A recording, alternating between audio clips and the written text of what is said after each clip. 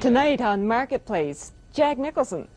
Jack Nicholson, what's he doing on our show? Well, he's been dying to get on Marketplace. He phones up every week, and tonight, believe it or not, he's selling a potential pollution-free fuel for our cars. Wouldn't it be great if someone came up with a cheaper fuel of limitless supply?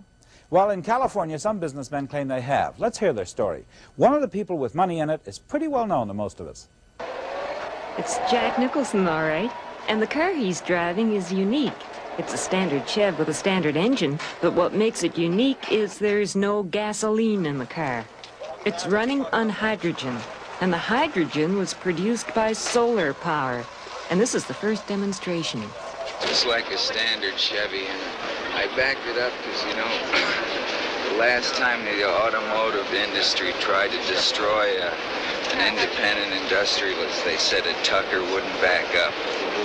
Remember that? Yeah. It's going to be harder to put this car down.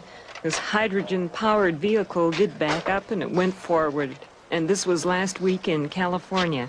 And the news cameramen were more intent on the car than they were on Mr. Nicholson. An engineer explained how it worked. The gasoline facilities out of this car. They are not there anymore. This line goes into a carburetor. Now, this carburetor is very similar to the one that is in your car now, except that it's been altered to handle hydrogen gas rather than a mist of gasoline.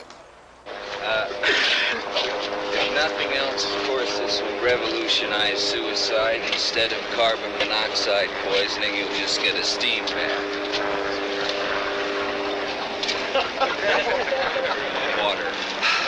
This change in process right here that you see coming up would take 58% of the air pollution out of every city in the world.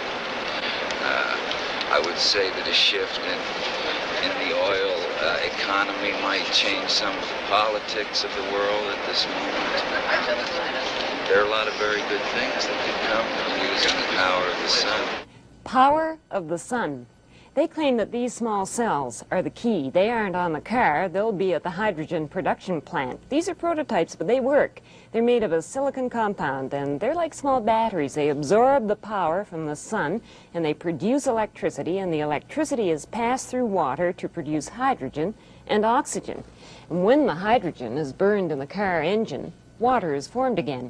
Silicon is the second most common element on Earth, and these developers, the Solar Hydrogen Development Company, own a silicon mine, and they plan to cover 16 acres on the Nevada-California border with silicon solar cells and produce enough electricity to run factories, to heat and light homes, and of course, to power those hydrogen cars. They say they'll be able to do it for a quarter to half the cost, about the same as if you were paying 35 cents a gallon for gasoline.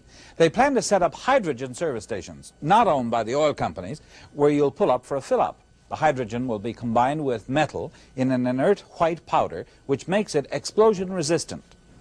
And pollutants are almost negligible. There's no carbon monoxide, sulfur gases. Any engine will run on it if it's modified. It all sounds wonderful, perhaps too good to be true. But if it is, you saw it first here on Marketplace.